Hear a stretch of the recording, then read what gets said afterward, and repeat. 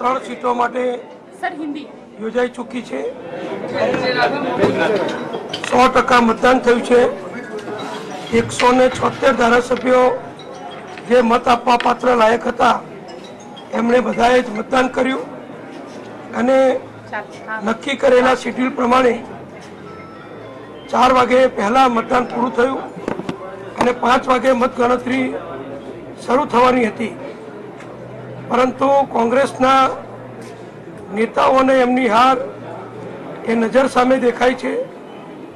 कांग्रेसना धारासभ्योए जे media द्वारा समग्र गुजरातनी जनताने बताव्युं छे के अमे कांग्रेसनी नेतागीरीथी, कांग्रेसना मोवडी मंडळथी नाराज छीए, कांग्रेसनी नेतागीरीनी नीतिओथी नाराज छीए अने एना कारणे अमे कांग्रेसना उम्मीदवारने मत आप्यो नथी एवुं कांग्रेसना घणा धारासभ्योए आजे मतदान कर्या पछी एमणे कांग्रेसने मत नथी आप्यो ए प्रमाणेनुं जाहेर कर्युं छे।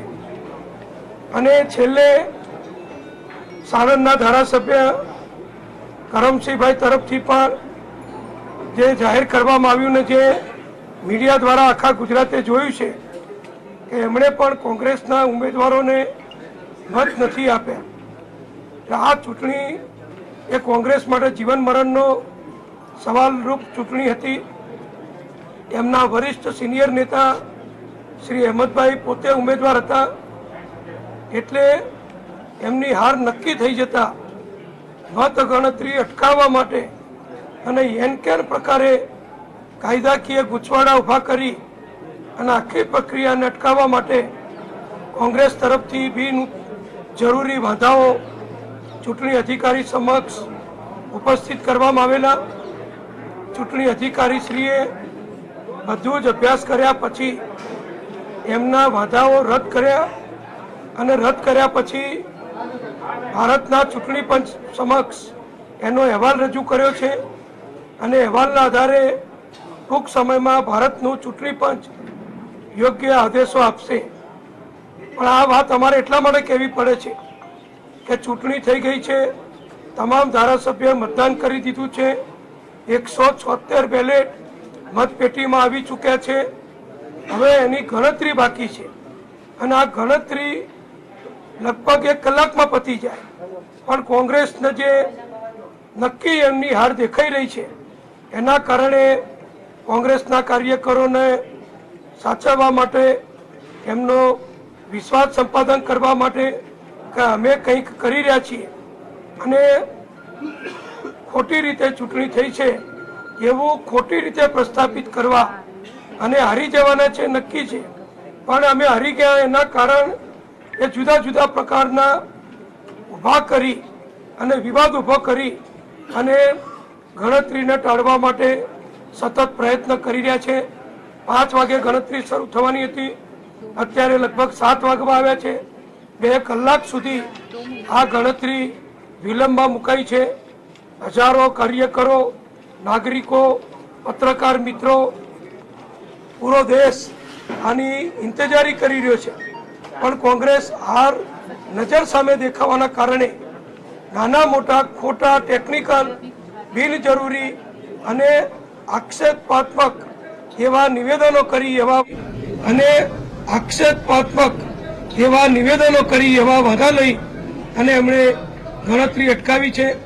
अमने बधाने विश्वास छे के टूंक समयमां भारतना चूंटणी पंच तरफथी क्लियरन्स मळी जशे अने थोड़ा ज समयमां मतगणतरी शरू थशे अने मतगणतरी शरू थाय એટલે તરત જ ભારતીય જનતા પક્ષના 3 ઉમેદવારોનો વિજય થાય એ પ્રમાણેનું પરિણામ જાહેર થવાનું છે। એટલે કોંગ્રેસ હાર પચાવી શકતી નથી। કોંગ્રેસ લોકશાહીને અનુરૂપ મતગણતરી માટે આગળ વધતી જતી નથી અને ખોટે ખોટા બિનજરૂરી વાદા કરી અને આખું મતદાન ગણતરી પ્રક્રિયા જે વિલંબમાં મૂકી છે એ સહેજ પણ યોગ્ય નથી અને ઝડપથી મતગણતરી ચાલુ થાય અને પરિણામ આવે એની આપણે સૌ જે રાહ જોઈએ છીએ એ પ્રમાણેનો ભારતનો ચૂંટણી પંચનો ક્લિયરન્સ આવે એવું અમે આશા રાખીએ છીએ. ભાજપના ઉમેદવારો તરફથી પણ રજૂઆત કરવામાં આવી છે. ડોક્ટર નિતેશ શૈલેષ પરમારની સામે પણ ભાજપના ઉમેદવારોએ વાંધા આ પ્રકારની રજૂઆત. જે વાંધા જેમના તરફથી રજૂ થયા, કોંગ્રેસ હોય કે ભાજપ હોય, એ વાંધા રજૂ કરવાનો એમને અધિકાર છે. પરંતુ વાંધા આવ્યા પછી એ કેટલા યોગ્ય છે, એને ઉપર કોઈ કાર્યવાહી કરવી જરૂરી છે કે કેમ, એ રાજ્યસભાની ચૂંટણી માટે ભારતના ચૂંટણી પંચે જેમને અધિકૃત કર્યા છે એવા અધિકારીઓ અને ઓબ્ઝર્વર તરીકે દિલ્હીથી આવેલા અધિકારીઓ એમને જે નિર્ણય લીધો કે જેમણે પણ જે પણ પ્રકારના જેમના સામેના પણ વાંધા મૂક્યા છે એ તમામ વાંધા અમે સ્વીકારતા નથી, એ વાંધા અમે રદ કરીએ છીએ. એ પ્રમાણે એમનો નિર્ણય કરી ચૂક્યા છે.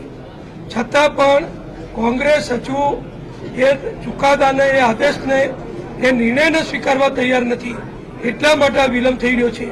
અમારે કોઈ જે નિર્ણય આવે છે એની સામે ભારતીય જનતા પક્ષ તરફથી અત્યારે અમારે કોઈ હવે વિવાદ નથી. વિવાદ છે કોંગ્રેસને છે.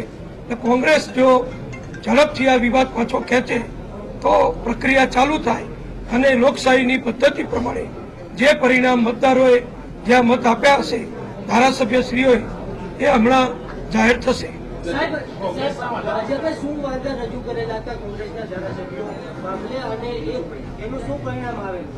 અત્યારે મેં કહ્યું ને કે હમણે ચૂંટણી અધિકારીએ કોઈ પણ પક્ષના જે વાંધા હતા એ બંને પક્ષના રદ કર્યા છે.